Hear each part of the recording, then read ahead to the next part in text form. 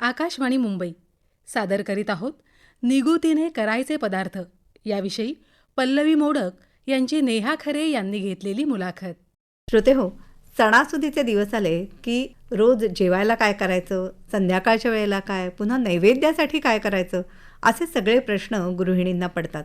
संध्याकाळी आपल्याकडे कुणी गणपतीच्या दर्शनासाठी ज्यावेळेला येतं त्यावेळेला त्यांनासुद्धा डिशमध्ये आपण काय बरं देऊ शकतो. नाविन्य आणण्याबरोबरच आपले पारंपरिक पदार्थ हे सुद्धा अतिशय उत्कृष्ट चविष्ट असे असतात आणि त्यातले बरेचसे पदार्थ हे खरोखरच निगुतीने करावे लागतात.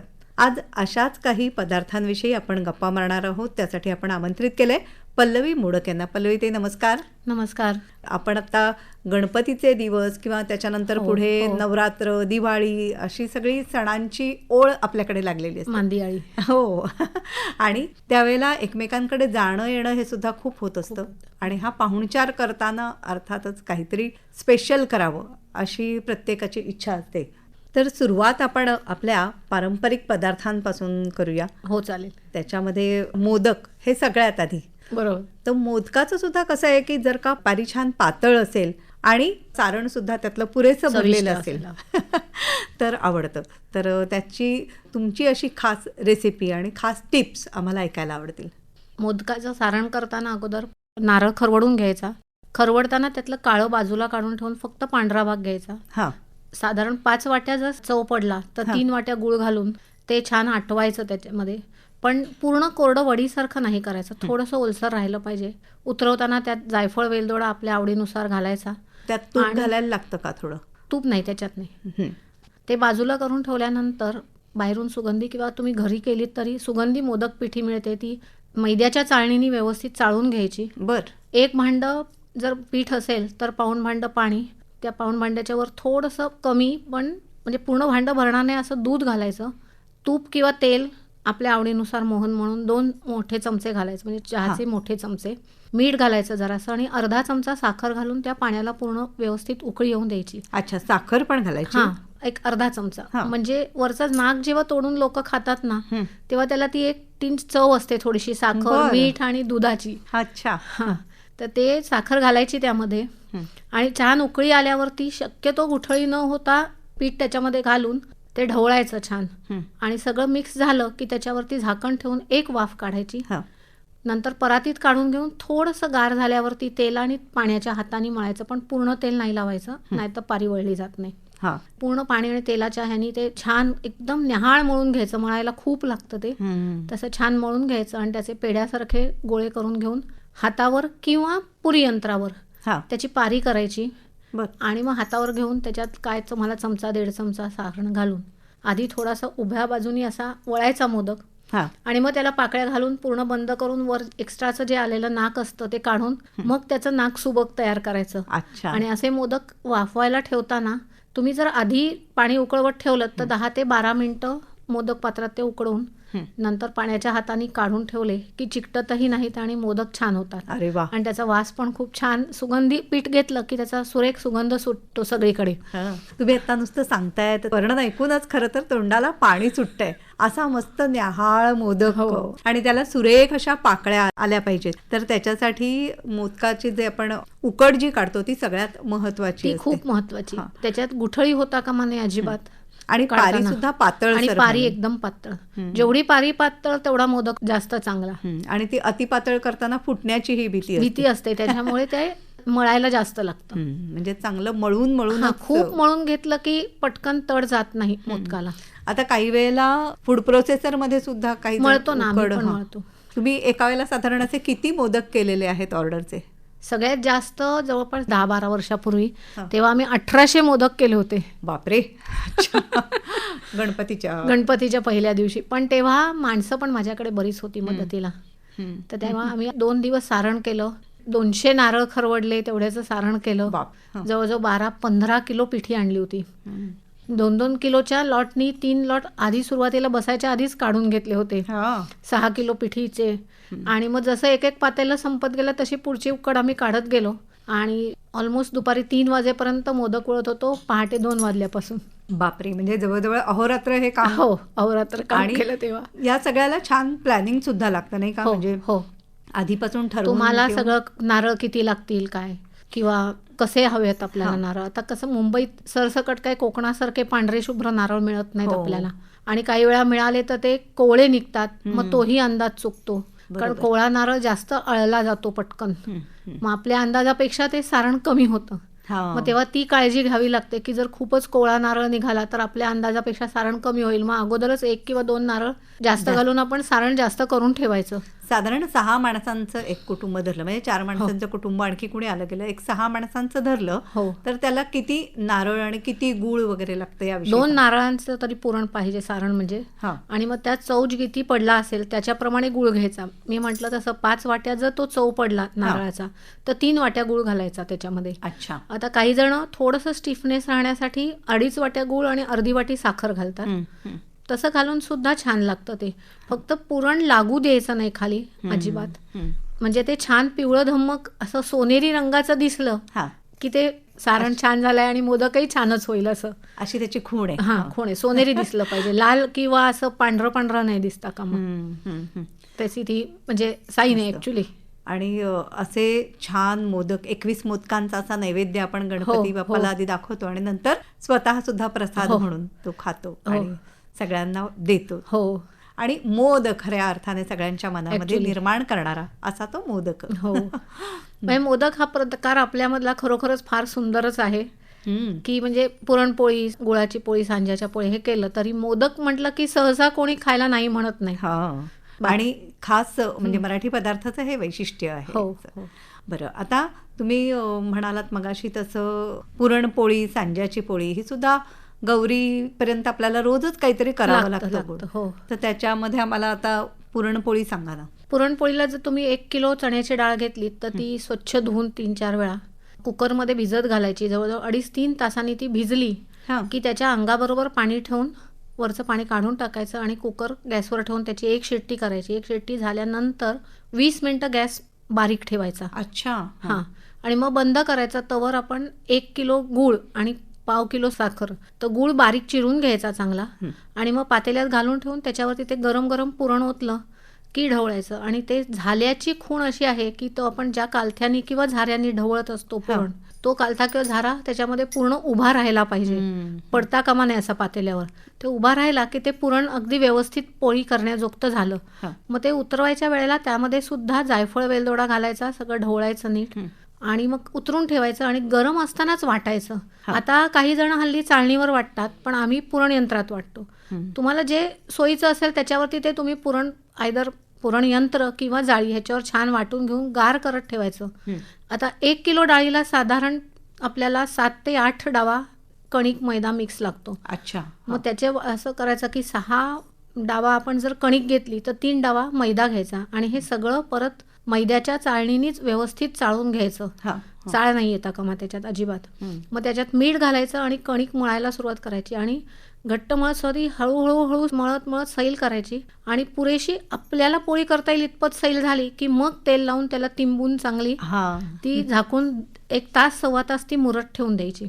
कणिक तिंबवणं हा आपल्याकडे शब्द आहे. म्हणजे तेल लावून लावून तिंबवायची त्याला. आधी तेल नाही घालायचं त्याच्यात, कणिक मळताना तेल नाही घालायचं, नंतर घालायचं भिजवून झाली की आता हे भिजवून पूर्ण आपल्याला याची पोळी लाटता येईल इतपत त्याची जेव्हा कन्सिस्टन्सी होईल त्यावेळेला त्याला तेल लावायला सुरुवात करायची आणि साधारण ह्या सगळ्या प्रमाणाला 1/2 ते 1 वाटी तरी तेल त्याच्यात जिरवावं लागतं. म्हणजे तेवढी पोळी सुरेख आणि मऊ छान लुसलुशीत होते कणकेची त्या.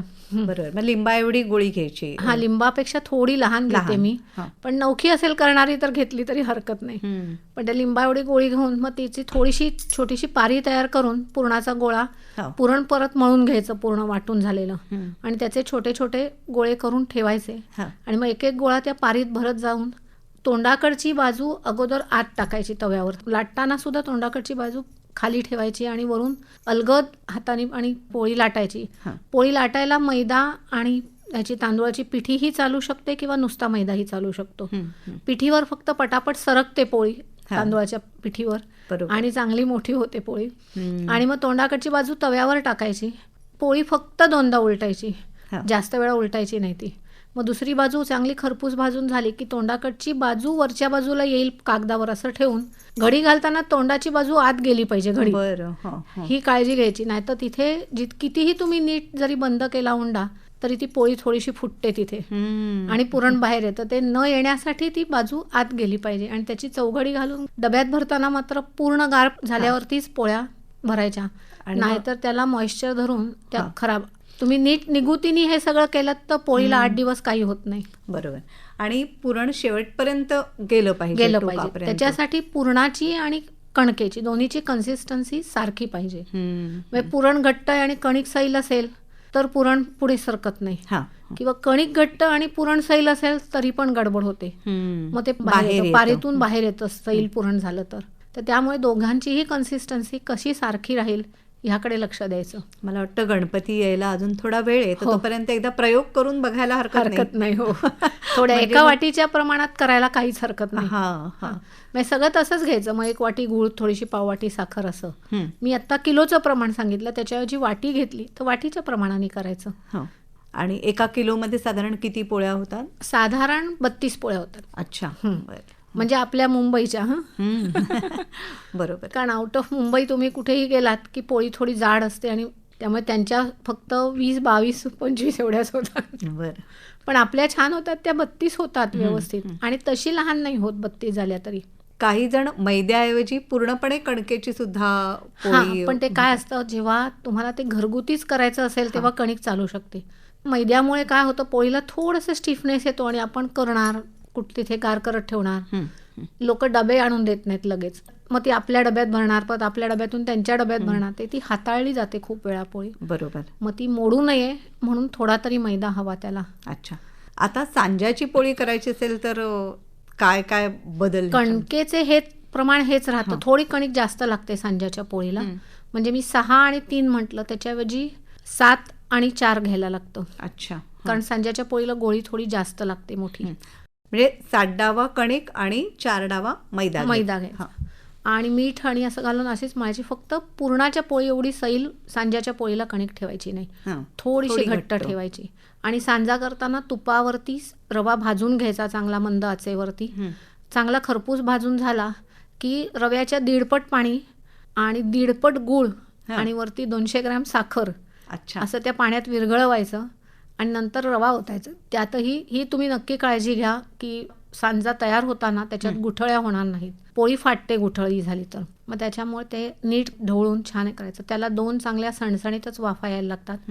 म्हणजे व्यवस्थित शिरा जसा आपण शिजवतो तसा हा सांजा शिजवावाच लागतो व्यवस्थित. आणि शिजवून झाकण ठेवून द्यायचं आणि मग मळून याच पद्धतीने पोळी लाटायची. त्याचं तोंड आधी खालच्या साईडला ठेवायचं. पण सांज्याच्या पोळीची कोणी चौघडी घडी घालत नाही, मोस्टली पूर्ण मोठी पोळी ठेवतात. तशी ठेवली तरी चालते. बरं. आणि लाटायची अशीच परत मैदा आणि तांदूळाच्या पिठीवर. म्हणजे एरवीचा शिरा जो असतो तो आपण साखरेचा करतो, त्याच्याऐवजी सांज्याच्या पोळीसाठी करताना गुळाचा शिरा, गुळ अधिक आणि साखर अगदी नावाला. म्हणजे फक्त ती हाताळताना मोडू नये. मैदा आणि साखर हे फक्त थोडंसं स्टिफनेस येण्यासाठी आपण घालतो त्याच्यामध्ये. म्हणजे दोन्ही आणि थोडंसं ते कडक होतं आणि पटकन पोळी फुटत नाही असं. आता म्हणजे सांज्याच्या पोळ्या करून झाल्या, पुरणपोळ्या झाल्या, मोदक झाले. तुम्ही स्वतः हे सगळं लहानपणापासून आईच्या हाताखाली करत शिकत आलात का लग्न झाल्यानंतर? आईकडे पण आमच्या मोठं कुटुंब असल्यामुळे आई बऱ्याच प्रमाणात करायची, त्यामुळे तिला मदत करावीच लागायची आणि ते माहिती होतं कसं करतात ते. आणि योगायोगाने असं झालं की ह्या सगळ्या गोष्टींची मला जरा बऱ्यापैकी लहानपणापासून आवड होती की आपण हे करून बघूया, ते करून बघूया, ते असं. बरं. आणि लग्न होऊन सासरी आल्यानंतर माझ्या सासूबाईंचा मोठा बिझनेसच केटरिंगचा होता. अच्छा. त्यामुळे त्याच्यात मग मला बघता आलं. म्हणजे मोडक आणि पुरणपोळी ही पार्ल्यामध्ये खूप फेमस होती पूर्वी. आमच्या सासूबाई ऑलमोस्ट महिन्यातून 20 दिवस पुरणपोळ्या करायच्या. हो. आणि श्रावणात तर बघायलाच नको. म्हणजे त्या अगदी कधी कधी 14-15 तास पुरणपोळ्या करत असायच्या प्रत्येक शुक्रवारी. नाही, ऑलमोस्ट रोज, अख्खा श्रावण महिना रोज काही ना काही. आणि मंगळागौरीच्या दिवशी 4-5 जे मंगळवार येतील तेव्हा मटकीची उसळ, भाजणीचे वडे, हे सगळं असायचंच त्यांच्याकडे ऑर्डर. आणि हे सगळं बघून बघूनच मग मला म्हणजे आधी आवड होतीच. मग काही टिप्स म्हणा किंवा काही क्लुप्त्या असतात काहीतरी, आपण घरगुती करतो आणि विकाऊ जेव्हा करतो, जरी घरगुती सारखं द्यायचं असेल तरी थोडं आपल्याला त्याच्यात बदल करावा लागतो. बरोबर. मग तो बदल काय करायचा, तर हे मला तेव्हा कळलं की पुरणामध्ये गुळाबरोबर थोडीशी साखर घालायची, कणकेमध्ये थोडासा मैदा घालायचा. ह्या त्याच्यातल्या क्लुप्त्या कळल्या. आमच्या आईकडे असं पूर्ण गुळाचं आणि पूर्ण कणकेची पोळी असायची. बरोबर. तुम्ही बँकेत नोकरी सुद्धा करत होतात. हो. मग त्यावेळेला सुद्धा सासूबाईंना मदत करणं हा, केलं? म्हणजे मंगळागौरीच्या वेळेला मोस्टली मसाले भात आणि टोमॅटोचं सार हे मीच करून जात असे.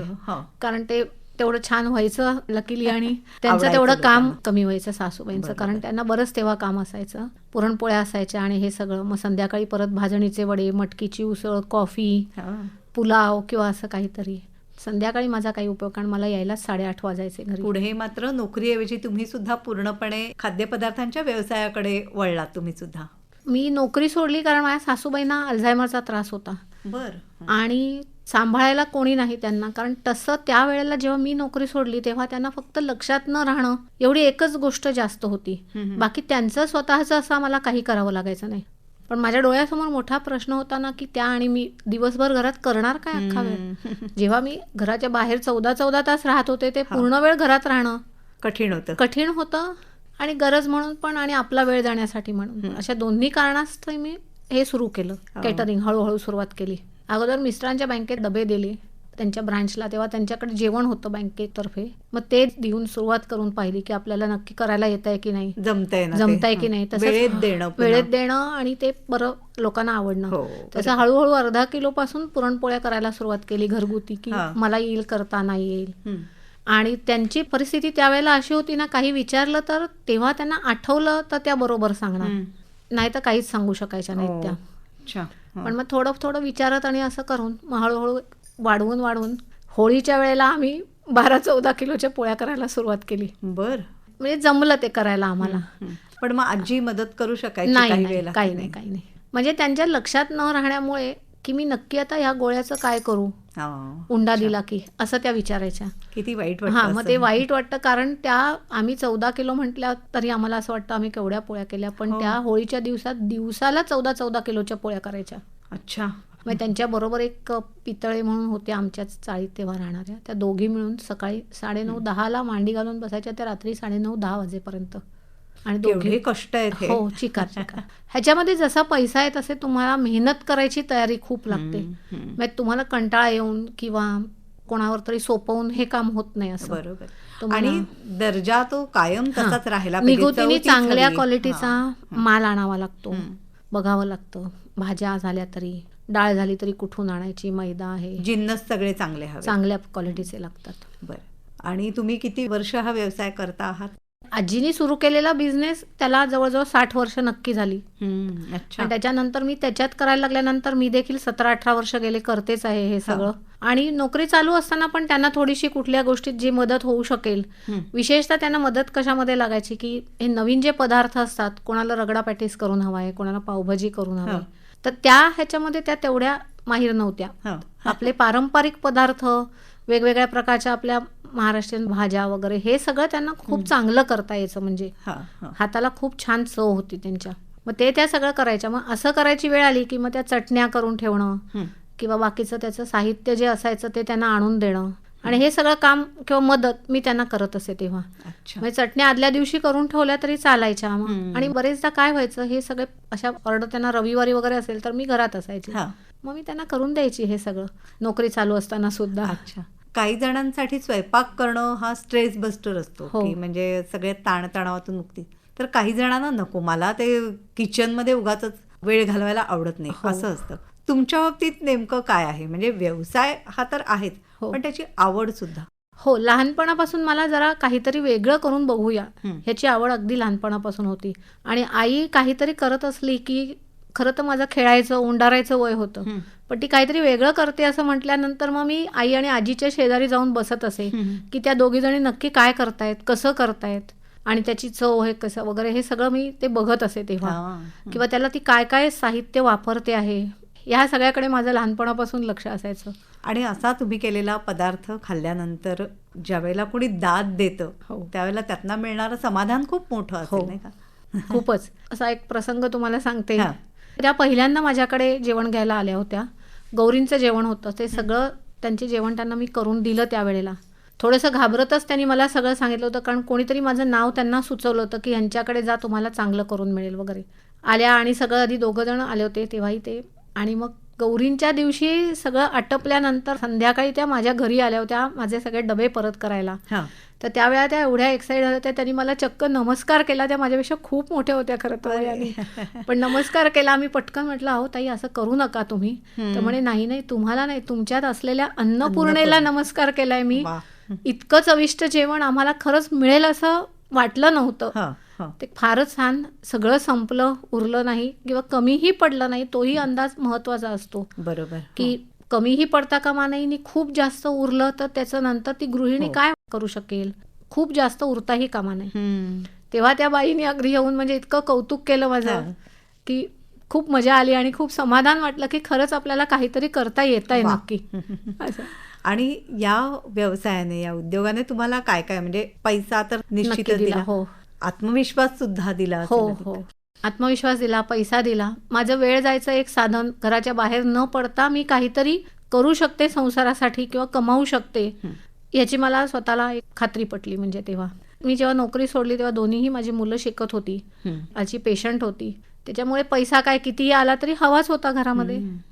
बरोबर. पण अजूनही तुम्ही तो व्यवसाय करता आहात? हो, तुमचा अजून थोडाफार प्रमाणात ठेवलाय, करताय. बऱ्यापैकी कमी केलाय, पण तरी करते अजून मी. आणि हा व्यवसाय जेव्हा सुरू करायला म्हणजे ठरवलं, नोकरी सोडायची असं ज्या वेळेला मी ठरवलं ना, त्याच वेळेला माझ्या मिस्टरांचा खूप मोठा सपोर्ट होता की नको काळजी करूस, होईल काहीतरी, आणि मग हे तू करून बघ वगैरे हे त्यांनी. आणि मग त्या वेळेला ते काय करायचे, ते जोपर्यंत होते तोपर्यंत भाज्या किंवा सामान आणायला मला बाहेर जावं लागायचं नाही. आजी घरात होती त्यामुळे तिला सांभाळायचं असायचं. मग जसं मी लिहून देईन तसं सगळं सामान ते स्वतः घेऊन यायचे घरी, आणि आल्यानंतर माझ्या बरोबरीने निवडायला बसायचे. मग कधी आजीही बसायची, पण ते लक्षात आलं त्यांच्या तर त्या बसायच्या, आणि आम्ही मग ते सगळं निवडून साफ करून ठेवायचो. अच्छा. पण त्यांच्या अचानक जाण्यामुळे नंतर पुढे काय, कारण सोर्स ऑफ इन्कमच पूर्ण बंद झाला. नोकरी मी सोडली होती ऑलरेडी, आणि ते गेल्यामुळे ते बंदच झालं पूर्ण, इन्कमच पूर्ण बंद झालं. दोन्ही मुलं शिकत होती. आता पुढे काय, हा माझ्या डोळ्यासमोर खूप मोठा प्रश्न उभा राहिला होता. एक 4-6 महिने मी हळूहळू विचार करते, आणि मग नंतर तो खूप मोठ्या प्रमाणात मी वाढवला बिझनेस. त्यावेळेला घरच्यांचा, नातेवाईकांचा आधारही महत्त्वाचा ठरतो.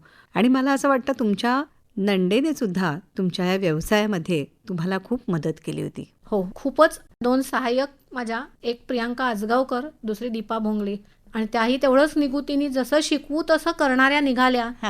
त्याच्यामुळे मग ते खूपच छान सपोर्ट त्या बिझनेसनी मला दिला, म्हणजे उभं राहायला मदत केली. मुलांची शिक्षणं पूर्ण झाली आणि अशा काही गोष्टी झाल्या त्याच्यातून. बरोबर. आणि आज तुमचा मुलगा बँकेमध्ये नोकरी करतोय, आणि तुमची लेक अनघा मोडक ही एक उत्कृष्ट निवेदिका म्हणून प्रसिद्ध आहे, लोकप्रिय आहे. आणि तुमचाही व्यवसाय चालू आहे बरोबरीने.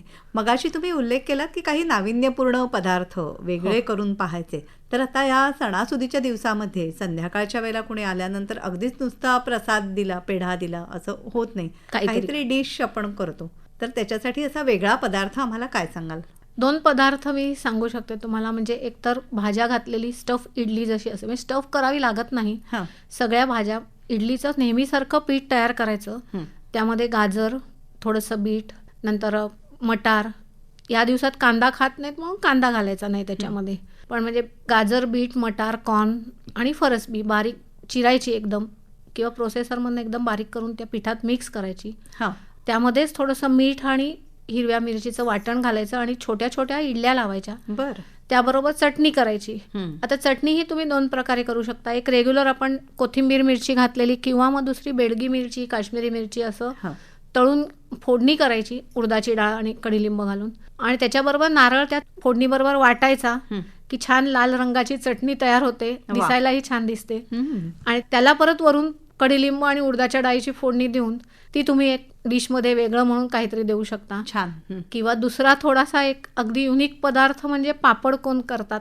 तर आपल्या उडदाचा जो मोठा पापड असतो तो मध्ये कापायचा, आणि त्याचे 2 अर्धे भाग केल्यावरती ते भाजायचा. पण भाजल्यानंतर तो गरमच असताना चण्याच्या पुडीसारखी त्याची पुडी वळायची, आणि ते ठेवून द्यायचं सगळं. आणि आपल्या आवडीप्रमाणे त्याच्यात काहीतरी स्टफिंग भरायचं, पण ते अगदी सर्व करताना भरायचं, नाहीतर तो पापड मऊ पडतो. बरं. तर तेव्हा काही वेळेला कडधान्यांचं स्टफिंग चालू शकतं किंवा म्हणजे भाज्यांचं उकडलेली, चालू शकतं. कडधान्य असं. हा, उकडले मूग, म्हणजे मटकी. मूग, मटकी, हिरवे चणे, जे चौपाटीवर हा. हिरवे चणे मिळतात बघा, तर ते चणे वाफवून असं त्याच्यामध्ये तिखट, मीठ, चाट मसाला घालायचा, ते पापड कोनमध्ये भरायचं, त्याच्यावरनं चिंच खजुराची चटणी, हिरवी चटणी वा. असं दोन्ही घालायचं, त्याच्यावर शेव, कांदा खायचा असेल तर कांदा, नाही तर नुसती शेव आणि कोथिंबीर असं तरीही करून, छान लागतं. तर ते कोण असे डिशमध्ये किंवा असं एखाद्या वाटीत छान लावून आपण सर्व करू शकतो ते. वा. आणि त्याच्यात दुसरं घालायचं स्टफिंग म्हणजे मी जे इडलीच्या भाज्या म्हटलं त्याच सगळ्या भाज्या, पण त्या तेलावर चांगल्या परतून शिजवून घ्यायच्या छान, आणि मग ते स्टफिंग भरायचं आणि वरती चटण्या आणि शेव, कांदा, कोथिंबीर काय आवडेल त्याप्रमाणे घालायचं. तेही खूप छान लागतं मस्त तो पदार्थ. आणि भाजणीचे वडे देऊ शकतो आपण छोटे छोटे करून. आपली थालीपीठाची जी भाजणी असते, त्या भाजणीची उकड काढायची, म्हणजे पाणी उकळतानाच त्याच्यामध्ये थोडी धणेजिरे पावडर, कोथिंबीर, मीठ, तेल असं, पण तेल अगदी कमी घालायचं, तीळ घालायचे, आणि पाणी उकळत असल्यामुळे तेलाचं मोहन खूप कमी घालायचं त्याला. ते पाणी ओतायचं भाजणीवरती आपल्या, आणि थोडा वेळ झाकून ठेवून द्यायची, आणि मग मळून छोटे छोटे वडे करून तेही आपण चटणी किंवा लोण्याबरोबर, किंवा जी फोडणीची मिरची आपण करतो ती घरात असते, तर त्या वड्यांबरोबर ती मिरची, दही मिक्स करून पण खूप छान दही मिरची आणि वडे असं कॉम्बिनेशन सुद्धा आपण गणपतीमध्ये देऊ शकतो. बरोबर. एरवी मंगळागौरीच्या वेळेला मोठे मोठे भाजणीचे वडे असतात, त्याच्याऐवजी छोटे करायचे आपण मिनी वडे. हो, मिनी वडे करायचे. तसे मिनी बटाटे वडे पण होऊ शकतात. हो, बटाटे वडे पण. कांदा लसूण घालायची नाही गणपती असल्यामुळे, मग त्याच्याऐवजी त्याच्यामध्ये नारळ, कोथिंबीर, आणि नंतर हिरवी मिरची, आलं असं सगळं वाटून घालायचं. नारळ वाटून नाही, नारळ खरवडलेला घालायचा, आणि सगळं छान मिक्स करून लिंबू, साखरेची चिमटी घालायची, आणि छोटे छोटे बॉल तयार करून वडे तयार करायचे. पण मी करताना नेहमी डाळीच्या पिठात जेव्हा आपण तो वडा बुडवतो तेव्हा खूप मोठं जाडं कव्हर त्याला वरती येतं, तर ते पीठ मात्र मी जरा बऱ्यापैकी सैल भिजवते, आणि कुरकुरीत त्याचं कव्हर कसं होईल ह्याच्याकडे माझं थोडंसं लक्ष असतं, की पीठ जाडं केलं तर ते तेवढं कुरकुरीत वडा होत नाही, पण पीठ सैल ठेवलं तुम्ही आणि एक चमचाभर त्याच्यात तांदूळाचं पीठ घातलं भिजवताना, तर वड्याचं वरचं कव्हर खूप छान कुरकुरीत होतं आणि खायला मजा येते. आणि म्हणजे लसूण नसली तरी काही नडत काही नाही, कांदा लसूण काही नाही, आलं, मिरची, ओला नारळ, कोथिंबीर भरपूर चिरून घालायची. बटाटे वड्यामध्ये ओला नारळ असा प्रथमच ऐकला, पण छान आहे, खूप छान चव लागते त्याची ओल्या नारळाची. करून बघा एकदा. वा. आणि एखादा करंजीचा प्रकार सुद्धा आपण करू शकतो, म्हणजे तिखटा मिठाच्या करंजीत मटार आणि कॉर्न मिक्स करून पण करंजी होऊ शकते, किंवा भाज्यांची पण करंजी होऊ शकते. की मगाशी मी जे पापड कोनला स्टफिंग म्हटलं की गाजर, मग ह्याच्यात आपण कोबी घालू शकतो थोडासा, मग बारीक चिरून कोबी घालायचा, फरसबी, गाजर, मटार आणि कॉर्न. मग या करंजीची पारी जी असते ती, पारीसाठी ती कुरकुरीतच राहायला हवी असेल तर रवा मैदा घ्यायचा, आणि त्याचा मुटका वळील इतपत तेल घालायचं त्याच्यात, आणि पाण्याने भिजवून घट्ट पीठ भिजवावं लागतं खूप. ते घट्ट भिजवायचं आणि प्रोसेसरमधनं छान परत मऊ मळून घेऊन छोट्या छोट्या पाऱ्या करून करंज्या करू शकतो आपण त्याच्या. मस्त. किंवा कोणाला जर मैदा नको असेल तर आपण रव्याबरोबर कणिक घालून पण करू शकतो, पण त्या थोड्या मऊ पडतात, मग ते अगदी आयत्या वेळेला तळून दिलं तर छान कुरकुरीत लागतात. तशी आपल्याकडे मोकळ भाजणी सुद्धा पूर्वी केली करायची. तर ते मोकळ भाजणीला कसं असतं, ते जरा करायला थोडं कठीण पडतं का, की आपलं भिजवायचं प्रमाण जर चुकलं तर ती गोळा होते. ती मोकळी म्हणजे मोकळीच झाली पाहिजे छान. मग तेव्हा त्याच्यात कांदा, कोथिंबीर, मग कांदा घालायचा नसेल तर तुम्ही थोडासा कोबी घालू शकता त्याच्यात. फोडणीत कोबी परतायचा आणि भाजणीचं पीठ भिजवून घेऊन ते ओतून सतत ढवळत राहावं लागतं, मात्र ते कांदा घालून पण छान लागते. आणि मग ही भाजणी फोडणीला घालून त्याला वाफ काढावी लागते चांगली, आणि परतायची पुन्हा. हो, आणि सारखं म्हणजे वाफ काढताना पण कंटिन्युअस तुम्ही झाकण नाही ठेवायचं. झाकण ठेवायचं, 2 मिनिटं झाली की काढायचं, सगळ्या बाजूने ढवळायची, परत झाकण ठेवायचं, असं त्याला करावं लागतं. आणि पण मग पुन्हा पुन्हा पाण्याचा हपका, जर कमी वाटलं की नाही शिजते, असं म्हणजे कमी झालंय पाणी आपलं भिजवताना असं वाटलं तर पाण्याचा हपका मारू शकता तुम्ही. अच्छा. आणि त्याच्यावरती पुन्हा नारळ आणि कोथिंबीर, आवडत असली तर शेव घालावी त्याच्यावरती, बारीक शेव, शेवपुरीची जी असते तीही छान दिसते, लागते ही छान. वा. असं लोकांना आपण नक्कीच देऊ शकतो. पल्लवी मोडक आपण इथे आलात आणि आम्हाला खूप छान पदार्थ सांगितलेत. निगुतीने जे करायला हवेत त्याच्यासाठी तुमच्याकडनं टिप्ससुद्धा मिळाल्या. मनापासून आभार मानते. मला खात्री आहे की आपल्या ऐकणाऱ्या मैत्रिणी किंवा घरातली सगळी मंडळीसुद्धा याला हातभार लावू शकतात आणि आपल्या घरामध्ये असे काही पारंपरिक आणि काही नाविन्यपूर्ण नवे असे पदार्थ नक्की करून पाहतील. तुम्ही आम्हाला ही माहिती दिलीत. मनापासून आभार मानते. धन्यवाद. धन्यवाद. श्रोते हो, निगुतीने करायचे पदार्थ याविषयी पल्लवी मोडक यांची नेहा खरे यांनी घेतलेली मुलाखत आत्ताच आपण ऐकली. या कार्यक्रमासाठी निर्मिती सहाय्य केलं होतं चेतना झांजे हिने आणि सादरकर्त्या नेहा खरे. ही आकाशवाणी मुंबई केंद्राची निर्मिती होती.